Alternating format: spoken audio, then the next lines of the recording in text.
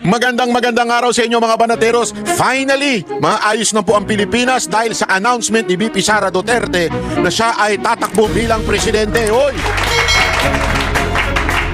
Ngunit, pero datapot, iyan ang ating pag-uusapan ngayon. Dahil may good news pero may bad news. Naku po, patay. Gago! Patay tayo dyan mga kababayan. Ano kaya yung good news na yan? Yan ang ating pag-uusapan. At ano yung bad news na yan? Naku po, yan ang mas matinding pag-uusapan natin. O anyway, mga kababayan, simula pa lang, share na kayo kagad, like na kagad kayo kasi para malaman ng taong bayan at talagang ipanawagan natin sa buong mundo. Finally, maayos na ang Pilipinas. Alam nyo mga kababayan na excited ako. Alam mo kung bakit? Nung tayo po ay nangampanya noong 2016 kay Pangulong Duterte, nakita natin siyang pinakamaayos, pinakamagaling at talaga namang naayos niya bansang Pilipinas, di ba? Hindi ito perpekto, ngunit tatapat subalit sa lahat na naging presidente, ito talaga yung masasabi nating maraming nagawa sa ating bayan, di ba? Alam naman natin yan. Ang matindi dito mga kababayan, eto, yung anak niya mas matindi. Yan ang totoo. Oh, walang biro. Marami na ako nakausap nung pag tuwing pumupunta kami sa Davao, marami ko nakakausap na Davaoenyo, lahat po marami. At ang talagang sinasabi nila, bantay kayo pag itong presidente. Talagang yung hinahanap nating kamay na bakal kay Pangulong Duterte, kung medyo nabiting kayo ng konti doon, mas matindi daw ito. Yun ang totoo. Kaya yung mga tulongges dyan, siguradong sasabit na ho yan at wala namang nangyayari dyan. Kung hindi ho talaga sila ay mawawala na ho sa mundo na ito. Maniwala ho kayo sa akin. At marami na rin nagsasabi, alam nyo ba, sa panahon ni VP Sara Duterte, dyan nabayaran ng lahat ng utang ng Davao City. Yan ano daw yan, mga inside information ho yan. Hindi naman masamang mangutang. Lahat naman ng syudad nangungutang yan para sa ikauunlad ng kanilang syudad. Yan naman talaga. Kasi para bagang negosyo yan eh. Diba? Pag wala kang pera, ang Davao City noon medyo talagang sabi nga nila bagsak talaga yan dati, puno ng komunista, puno ng rebelde. Pero nung pumasok si Pangulong Duterte, inayos niya ang peace and order. At syempre kailangan niya rin mangutang para magkaroon ng mga infrastructure at kailangan din niya mangutang para maayos yung mga kailangan dyan tulad ng mga 911 nila. Kailangan yan, di ba? Importante yan para sa isang bansa na maayos yung ganitong klaseng sistema. Kasi kung mula ka sa talagang grabing kapangit na lugar, matindi kailangan mo yan. Ngayon, nung siya po ay nakautang na at marami na siya nagastos na ayos, panahon naman ni VP Sara Duterte. Nung panahon naman ni VP Sara Duterte, yun, talaga nga na mga naayos niya at talagang nabayaran po lahat ng utang. At ngayon, nung huling usap nga namin ni Mayor Baste Duterte, tinasabi ko pa nga sa kanya, Mayor, kasi nakikikwento naman natin, di ba? Alam mo naman nating lahat na walang pondo, walang budget na binibigay ang national government sa Davao kasi pinag-iinitan nga eh. So hindi talaga binibigyan. Sabi ko, Mayor, paano kayo nakakapagpatayo dito? Paano yung napapaayos to? Kasi ang linis, ang ganda, parang Singapore, parang Japan. Di ba ganun katindi? Paano mo naayos, nabibigyan itong kagandahan ng Davao City? Wala kayong budget. Ano sabi niya? Hindi, walang ganun. Wala yung tawa. Ang sabi niya, simple lang ha. Kami ay may mga investor. O dahil yung sa kagagawan na rin ng kanyang ama at yung kanyang anak na si VP Sara Duterte, marami kami investor. Naniniwala sila sa syudad, naniniwala sila sa pamamahala ng Duterte. At dahil doon, maraming pumapasok na investment. At dahil doon, meron ngayong pera ang Davao City. At ginagamit kasi ng tama. Yun ang importante doon. Alam mo, ang lahat ng syudad sa Pilipinas, ginagamit, may pera naman. Hindi lang nga ginagamit ng tama. Ang Davao City, ginagamit talaga ng tama. Napakasimple ng pamumuhay ng mga Duterte si pangalan nito si Basti nga mas maganda pa ang mga sasakyan namin eh. Hindi biro lang, walang ganun. Hindi totoo, yung sa kanya sasakyan simpleng pick up lang, parang sa tatay niya, parang talaga siya ng tatay niya makikita mo talaga napakaganda ho ng Davao City. Ngayon eto na mga kababayan. Pero ang pinakamatindi daw talaga diyan, hindi matindi naman ho si Basti, pero talagang pagdating sa alam mo yung pamamahala, kamay na bakal ay talaga daw si VP Sara Duterte. Malupit daw ito. Napakagaling daw talaga nito. Parehong-pareho sila ng kanyang ama. Kung hindi, sabi nga ng kanyang ama, mas matindi pa nga daw ito eh. Di ba? At pareho sila. Kahit si Basti, ganyan din. Tapos sinabi ko pa nga kay Basti, paano kung ang panahon na magsabit, ikaw naman ang sumunod na tumakbo? Tatakbo ka ba? Sabi ko, ayoko. Sabi niya, ayaw niya. Pwede ako na lang. Sabi ko, ayaw daw niya. Sabi ganun. Pero sabi nga, eto. Yung nangyari kay VP Sara Duterte, pakinggan ninyo. Kasi dito ipapaliwanag ko sa inyo kung paano nagkaroon ng realization si VP Sara Duterte. Kasi yung iba, hindi nare-realize. Kasi meron ako na panood na balita, parang tanga lang eh. Sorry pero ganun talaga eh. Tinanong pa kung ano daw ba ang dahilan ng kanyang pagtakbo at pag-announce bigla-bigla. Sabi ko, tangina kakatapos lang nung press con, hindi mo naintindihan? Tatanong mo pa kung bakit siya tatakbo? Ang ganda nga ng paliwanag eh. Wala ka lang siguro talagang utak kung sino ka mang media. Ayoko na lang, hindi ko na ipopost dito kasi talaga ito mga journalist sa media, tanga lang din eh. Alam mo, ito papaliwanag ko sa inyo kung bakit talagang napagtanto ni VP Sara Duterte yan tumakbo. Ito. Actually, yung una, live press con. Pero naglabas din siya, same statement, same na sinabi niya dito sa video na ito na live play natin kasi mas maganda audio nito eh.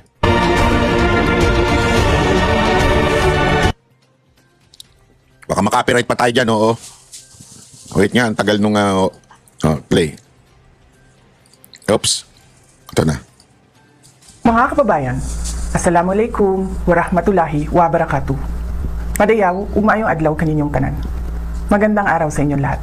Proverbs 19 verse 21 states, "Many are the plans in a person's heart, but it is the Lord's purpose that prevails." It took me 47 years to understand that my life was Yan pa lang, alam ko na. Alam na nating lahat. Yung media lang siguro ni nakakaalam. Ano ba ibig sabihin yan? Yung Proverbs 19:21, "Many are plans in person's heart, but it is the Lord's purpose that prevails." Alam mo, sa buhay, marami tayong plano. Ito gusto natin, ito plano. Ako nga, plano ko na mag-singer eh. Pero hindi nangyari. Hindi, totoo. Ang plano ko talaga, hindi singer. Sorry, loko-loko nyo. Ang plano ko talaga, maging magaling na musikero. Magaling na as in tumutugtog sa Araneta, sa Kingdom, ganun. Yung mga ganun kalalaki. Plano ko yan kasi drummer talaga ako by heart. Talagang ako ay isang drummer. Bata pa lang ako. Pero eventually, hindi pala yun ang natupad sa aking buhay. Di ba? Naging iba pala ako. Naging isa pala po akong poging vlogger. Pag ganun. Gago! Hindi. Naiba yung aking direksyon ng buhay. At nagsimula ito because of a tragedy, which is the tragedy of the COVID-19. Yeah? Yun ang dahilan. Kaya tayo naging vlogger na ganito. Ano ba't niya sinabi ito? Kasi alam nyo, ito walang biro ito. Ayaw niyan tumakbo ng presidente. Ever since. And hindi ho yan yung katulad ng mga ibang politiko na ayaw tumakbo tapos biglang tatakbo. Hindi ganun yan. Talagang siya ayaw niyan tumakbong presidente ever. Talagang ano siya. At even in the inner circle, kasi meron din naman po tayong kaalaman ha. I'm not saying na I am inside the inner circle ha. Meron talaga ako na hanggang pinipilit pa siya. Kaya bumulaga ito eh. Etong video na to binulaga lahat. Maraming pumipilit sa kanya. Marami talaga. Ayaw niya. Kasi na siya, na-disappoint na siya. Na turn off na siya sa gobyerno. Na-disappoint na siya na ganito ang Pero, alam mo, ito nga yung prayer ko eh. Yan din yung sinabi ko kay Baste. Si Baste ayaw. Sabi niya, bakit siya magtatakbo? Ito na nga lang pagiging mayor niya. Ang dami niyang give up. Di ba alam naman natin si Baste, serper yan, banda yan. Alam mo, ito walang biro ito. Hindi, kikwento ko lang sa inyo para maunawaan ninyo kung ano talaga yung pinanggagalingan nila. Si Baste, nung nagkikwentuhan kami, syempre, lahat na ng topic na pagkwentuhan namin, sa haba ba naman ang kwentuhan namin, at syempre, may konting, alam mo na, masarap na makalan doon. Syempre, yung kwentuhan namin, malupitan yan, di ba? Tapos humirit pa si Sir Jack. Alam mo ba, Mayor, ang Earth ay flat. Ang inang niya, no, sabi ko kayo, Sir Jack, sabi ko, baliw ka nga. Nabiro lang. Akala ko walang alam si Basti tungkol doon kasi may mga teorya-teorya. Alam niya lahat yung teorya doon. Alam niya. Pero ito matindi. Nung si RJ na, kilala niyo si RJ, Banatero, si paring RJ, i-follow niyo rin yan, napakalupit niyan. Magaling pumalo-palo yan. I mean, pumalo-palo. Iba pala yung palong ganon. Drummer kasi yan eh. Napakalupit na drummer niya. Mas malupit lang ng bahagya sa akin yan. Magaling na drummer yan. So maraming, musikero talaga si paring RJ. Ang dami niyang alam sa music. Nung nagsimula na magsalita si paring RJ ng music, nung kausap si Sir Jack, nakaganyan si Baste. Lahat niya ang Earth, kasi ganito eh, ito. Pero nung nagsalita na si RJ tungkol sa banda, lahat ng banda pinag-usapan na nila. Kapag ano na si Mayor, sabi ni Baste, talagang ang dami niyang alam. Ang dami. Ako musikero ko eh. Ang dami ko nang alam sa music eh. UP College of Music ako eh. Ang dami kong alam. As in, sobrang dami kong alam dyan. Pero grabe yung alam ni Baste tsaka ni RJ. Nung nagkwento na sila, out na kami. Kamot ulo na lang kami. Di na namin alam mo, kaya doon ko napansin na sobrang yung musikero, yung art side ni Baste na andun. Pag pumasok ka sa kanilang isa sa mga room nila doon, lahat ng klase ng instrument na andun. Mga gadget, yung mga maliliit lang na gadget, alam mo yung mga effects dyan. Ganun siya yung puso niya. Yan ang talagang hobby niya, yung pagiging musikero, singer, gitarista. Ang lupit. Alam nyo, dito ko napagtanto. Dito ko talaga napagtanto kaya sinabi ko sa kanya, Mayor, paano kung darating ang panahon kayo ay tawagin ng taong bayan para sumunod na presidente? Nasagot niya talaga, ayaw niya. Mas gusto na lang niya magbanda. Ganun talaga. Parang ganito kay BP Sara Duterte. Bakit ko pinasok yun? Parang ganito rin, si BP Sara Duterte, ayaw niya. Ayaw niya talaga ever since. Hanggang kaduluduluhan itong mga nakaraang araw, ayaw niya talagang tumakbo. Sinasabi niya na yan sa mga close niya na mga tao. Talagang ayaw niyang tumakbo. Ang gusto niya, matapos na lang to, makapagpahinga na at asikasuhin na lang yung tatay nila. Kasi yun naman, alam mo, kung ako din naman di ba? Kung ako din, kahit ganyan ako kataas, pero yung tatay ko nakakulong, I will give up everything.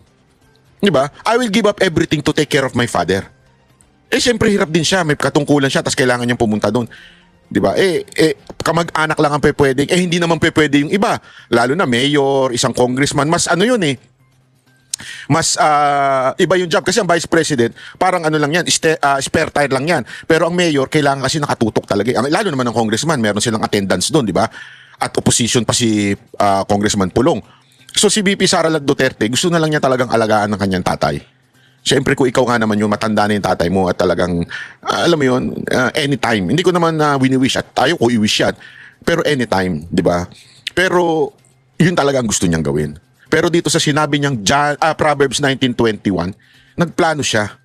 Ito na yung plano niya. Alam ko, naramdaman ko yung plano niya na ayaw niya na magpahinga na lang muna. Grabe yung... Kasi dito panahon, ito, for the past 3 years, grabe yung stress sa kanya, sigurado ako. To the point na lumuluso pa siya, to the point na gano'n na siya, nagalit na siya, di ba? Ganun katindi yung pressure sa pamilya niya. And ramdam namin yan pag nakikipagkwentuhan kami sa mga kapamilya. Ramdam namin na yung stress... Kaya ayaw na niya. Pero because, sabi nga tayo nagpaplano. Pero ang Panginoon ang nagtuturo at nagbibigay sa atin ng daan kung ano talaga yung purpose niya. And ladies and gentlemen, because of this, dito ko na-realize na God has a purpose talaga in everything. Even sa pag-unity niya kay Marcos. Kung alam nyo lang, ayaw niya talagang tumakbo. Pinipilit siya ng mga tao noong 2022. To the point na kaduluduluhan, di ba? Tayo, nagrally ko dyan. Nagpunta pa ako dyan sa may Sofitel pa dati, yung bukas pa kasi doon magpa-file Nagpunta pa ako dyan para talagang tumakbo. Ayaw niya talagang tumakbo. Pero if for some reasons, kailangan niya tumakbong vice at tulungan si Marcos noong time na yun. Ako, hindi ko sinuportahan yun You know that, hindi ko sinuportahan yun. Lahat ng banateros, except si Jack. Dahil bago lang naman si Jack. Hindi namin sinuportahan yan. At nung nag-vice na nga siya, marami nag-question, including me. Pero may purpose po pala ang Panginoon doon. Even, sabi ko nga sa inyo, sa buhay natin, Romans 8:28, even if we fail, diba, the goodness of God, the love of God will always prevail. Dahil itatama niya doon sa mga tunay na nagmamahal sa Kanya. Itatama niya yung mga pagkakamali. God uses the mistake of BP Sara Duterte to join BBM to convince her, you have to run next time. You have to fix your mistake. Take that responsibility. And she took it. Ang lupit mga kababayan, sabi ko, eto na yun. Eto yung tinatawag na God moves in a mysterious way. Kung hindi talaga kumilos ang Diyos sa kanya, sa puso niya, hindi tatakbo itong alin to. Alam mo, hindi lang namin sinasabi Hindi lang namin sinasabi, pero alam na namin hindi siya tatakbo. Marami na sa mga talagang may kakilala, hindi siya tatakbo. Ayaw niya talaga. Kaya nga kami nung pinag-uusapan namin, yung paano na, sino nang tatakbo? Ayaw niya Pero ito, gumalaw ang Diyos sa puso ni Madam BP Sara. Never meant to be only mine. Unlike others, I may not have been born to chase happiness. For a long time, I questioned the weight of responsibility to my family, to my country, and to everyone who called on me. Today, I have peacefully accepted that my life is unlike any other. Sa unang mga buwan pa lang ng aming termino, nakita ko na ang kawalan ng katapatan ni Bongbong Marcos Jr. sa mga pangakong binitawan noong kampanya, pati na sa kanyang sinumpaang tungkulin para sa bayan. Dahil hindi ko kinayang maging bahagi ng 2025 national budget na tagtad ng katiwalian, pinili kong umalis sa gabinete. Kahit alam ko na mula pa noong 2023 na ang magiging kapalit nito ay ang aking impeachment. Mga kababayan, Lupit, no? Alam niya yun. May inside information siya na pag siya umalis ng gabinete, di ba kaya nga naalala niya yung kwento niya?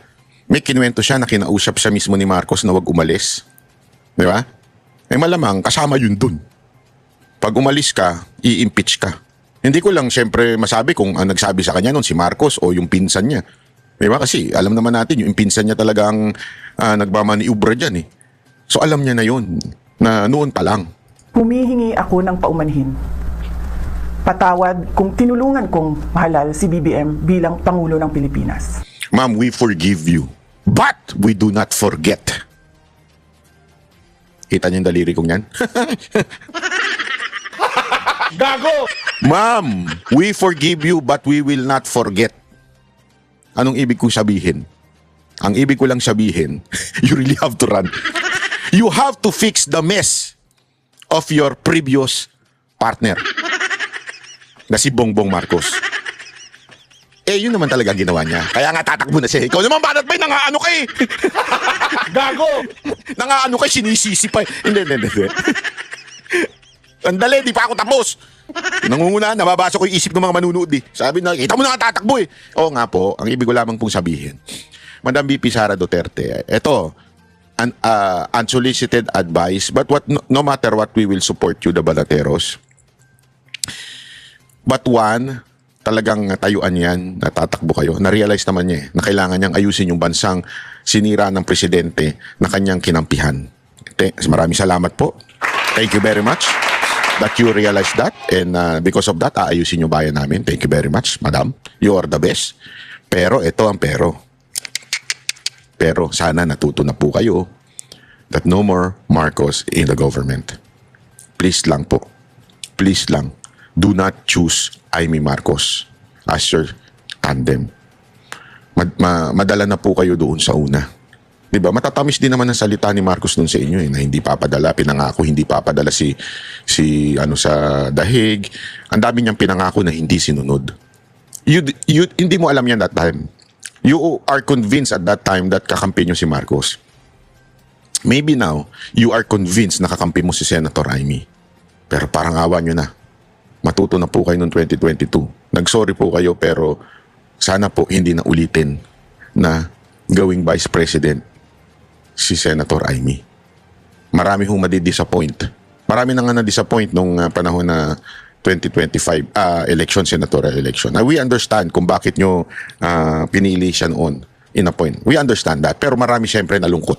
Dahil yung masakit sa amin, mga tunay na mga Duterte supporter, na ang isang minahal naming Pangulo, Presidente, binigay ang buhay, ay pinadala ng isang Marcos. Even if sabihin nila na magkaiba sila, ano pa rin yan? Marcos pa rin yan. Blood is thicker than water, ika nga. Marcos pa rin yan. Kahit pag ikot-ikutin mo ang mundo na ito, Marcos pa rin si Senator Amy. Kaya sana po, pakiusap lang, huwag nyo naman sana siyang gawing partner na Vice President. Ang dami naman pong pwedeng pagpilian dyan na magaling. Huwag naman po sana siya. Pero kahit piliin nyo siya, ang Banateros ay susuporta sa inyo lang. Yun lang sa amin. Vice President Sara Duterte Vice President Sara Duterte for President hanggang kaduluduluhan. Yan ay, that will be, kung sinong bumangga sa inyo, babanggain ng Banateros. Tatak niyo yan, ma'am. Nakaukit na po yan sa aming puso. Sa pamilya Duterte lang kami. Pamilya Duterte. Sa inyo lang, ma'am. Sa inyo lang. Sa inyong magkakapatid lang. Yan ang aming loyalty. Kasi naniniwala kami sa pinaglalaban ninyo. Naniniwala kami sa pamamahala ninyo. Kay Baste, naniniwala kami sa pamamahala din niya. Kaya nga ang ganda-ganda eh. Di ba po? Huwag niyo na sanang isama si Amy. Please lang. Patawad kung hanggang ngayon ay marami pa ring Pilipino ang nalulunod sa baha ng dahil sa malawakang korupsyon. Patawad kung lantaran ang pang-aabuso sa ating mga institusyon para sa pansariling interes ng mga politiko. Patawad kung patuloy ang pagtaas ng presyo ng mga pangunahing bilihin habang nananatiling kapos ang kita ng bawat pamilya. Patawad kung wala man lang tayong tunay na seguridad sa pagkain.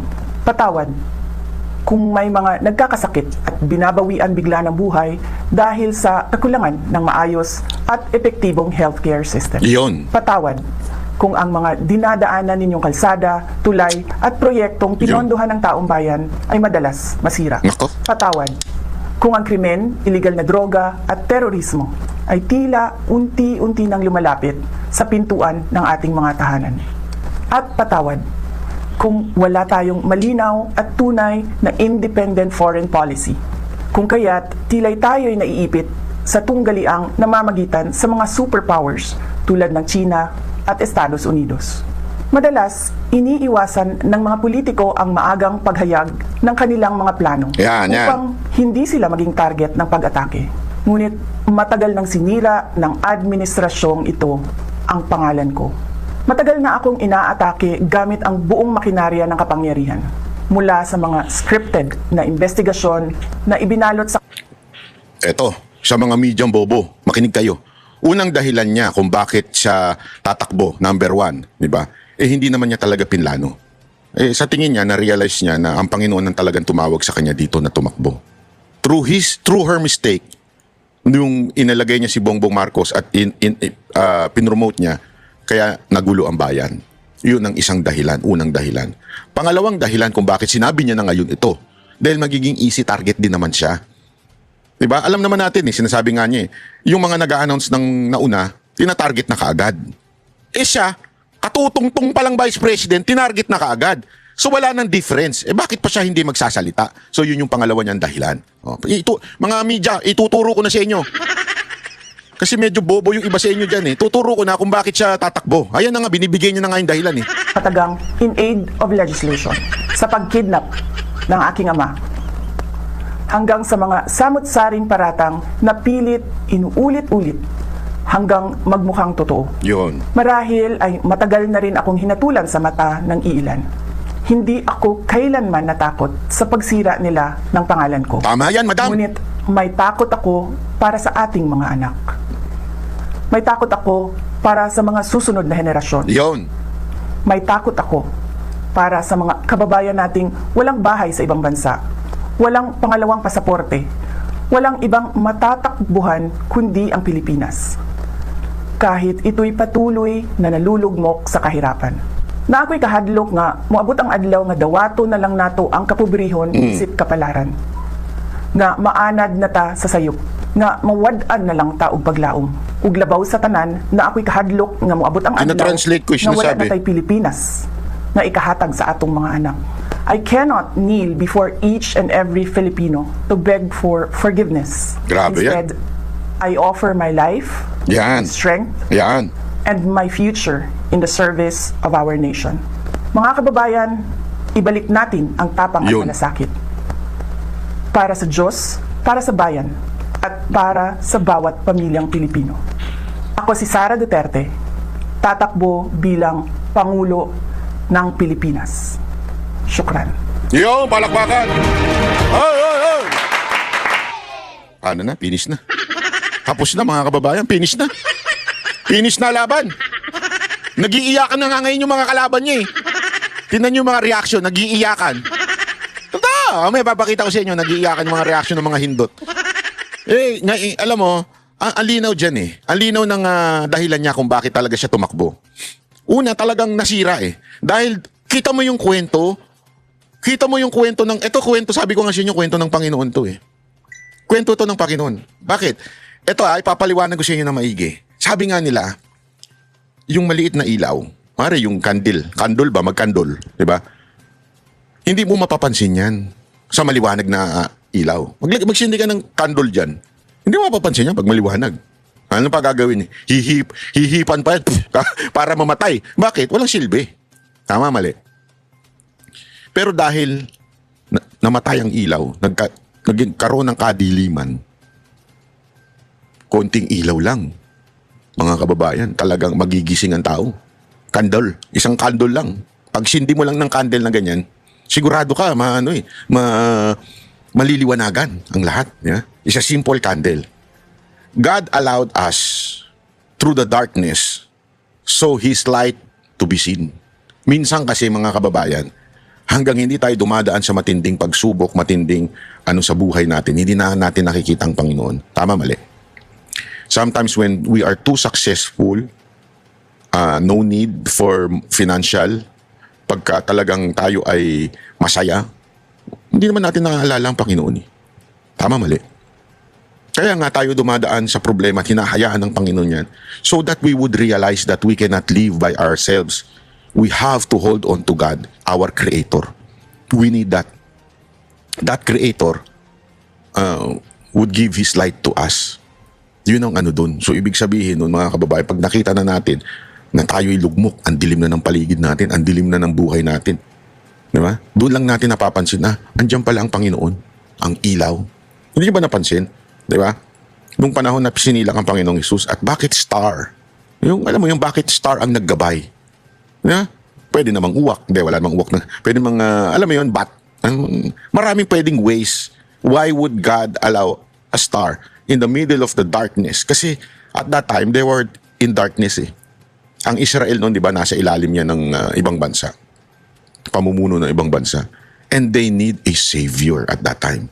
When the Savior was born, ginamit ng ilaw ng bituin.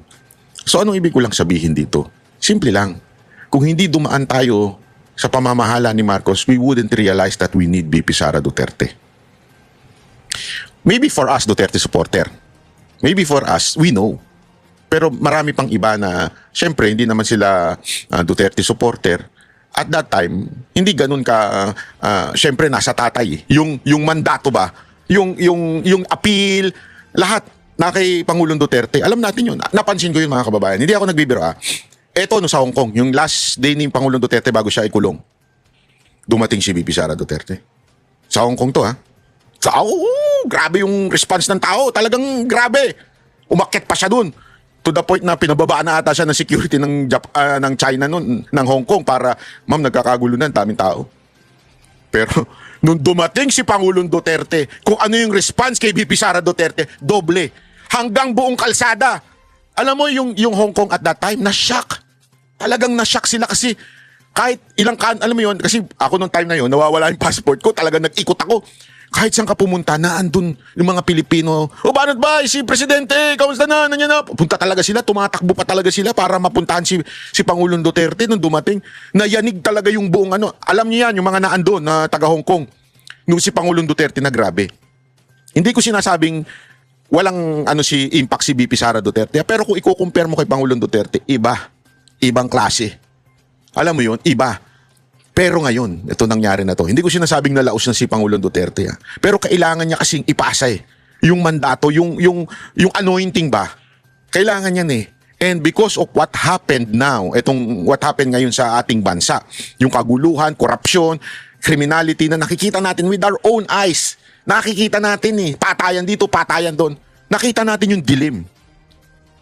At ngayon nakikita natin itong magiging susunod na presidente natin si VP Sara Duterte, talagang magsasaayos nito. Kasi alam natin kung gaano siya katikas Isipin mo sa tindi ng pagbanat sa kanya, umangat, bumulusok pataas ang kanyang trust rating. Saan ka nakakita ng ganun? Araw-araw ka sinasabihan ng putang inang confidential fund, minamak ka ng mga media na piatos-piatos. Yan, kaliwat ka na ng fake news kay VP Sara Duterte, lalo na yung nakaupo sa Malacanang na palengkera. Putang inang yun.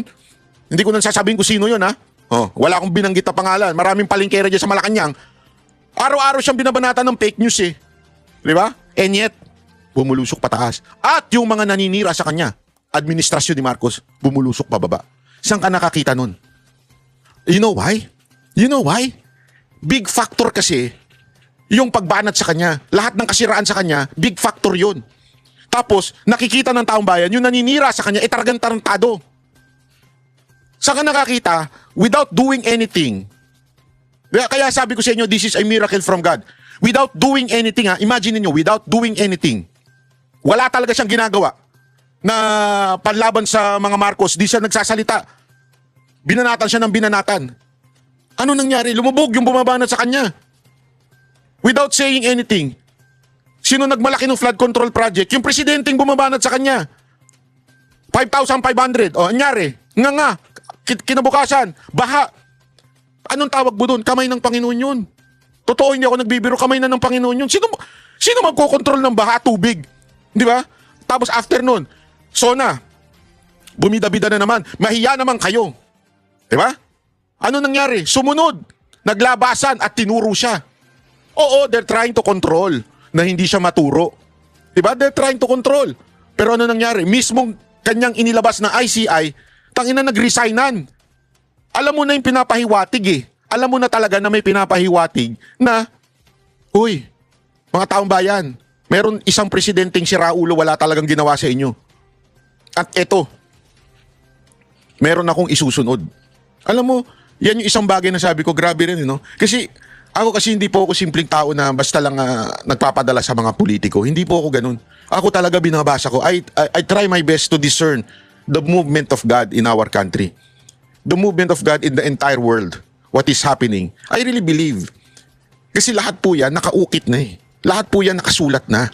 We just have to understand and learn from God's plan. Para tayo ay alam natin ang gagawin natin, how to survive. Kasi in the last days, pahirap ng pahirap. Kaliwat kanan na ang lumalabas na prophecy na talagang pahirap na ng pahirap ang mundo. Pero kahit papaano, merong magtutulong at magdudulot ng liwanag. Kasi nga, para saan? Para ma-realize ng mga tao na kailangan nila ang Diyos. Anong ibig ko lang sabihin nito, mga kababayan? Ito nangyari, paglubog sa ating kahirapan na to, ito'y panandalian lang. Di ba? Panandalian lang at dahil nga po sa nangyayaring ito, meron isang tutulong sa atin. Sino yun? Si VP Sara Duterte yun. Di ba? At yan, nakita natin, mismo ang Diyos ang gumalaw dyan. It's a testimony, di ba, to stick with the truth and justice and God will help you. Ito'y halimbawa para sa atin. Lesson natin sa atin to. Tutulong ang Panginoon basta tayo nandun lang sa katotohanan. Kaya marami sa atin, di ba, sabi ng iba, nagwi-wish na sana may mangyari sa presidente. Ako, ayoko yun. Sabi ko nga, that is not God's way of handling things. Hindi ganun ng Panginoon. Kung may mangyari man sa presidente, kagustuhan na ng Diyos yun. Pero hindi ko dapat, as a person, hindi ko dapat i-wish yun. Di ba? Hindi ko dapat i-wish yun. Pero ako, naniniwala ako may gagawin siya, ang Panginoon. At ito na nga yun. Ginising niya ang diwa ni Vice President Sara Duterte para tumakbong presidente. Pero ngunit tatapot subalit, may umi-eksena naman kagad. Sana naman talaga.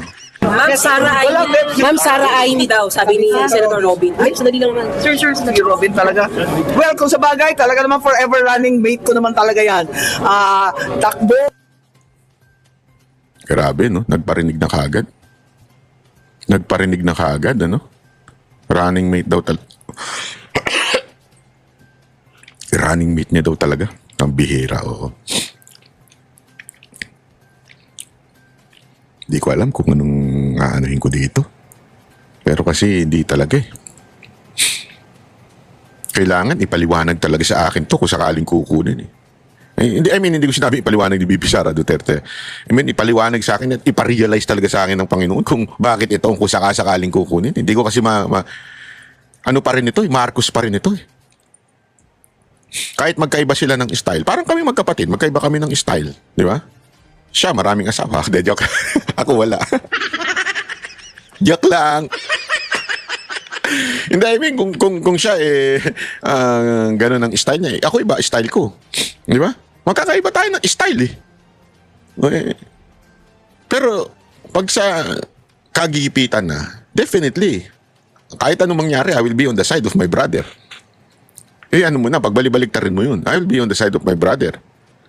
Dito, paano pananagutin si Marcos kung sakasakali in the future kung nandito to as Vice President? And mahina naman ito eh. Sa totoo lang, mahina ito. Hindi totoo yung solid north. Di ba si Chavit na nga nagsabi? Hindi totoo yun. At no na rin ito. Ang taong bayan, basta Marcos ang narinig, pinandidirian na talaga. Hindi ito makakatulong sa kandidacy ni Vice President, ni Inday Sara. Hindi ho ito makakatulong. Hihilahin ito pababa.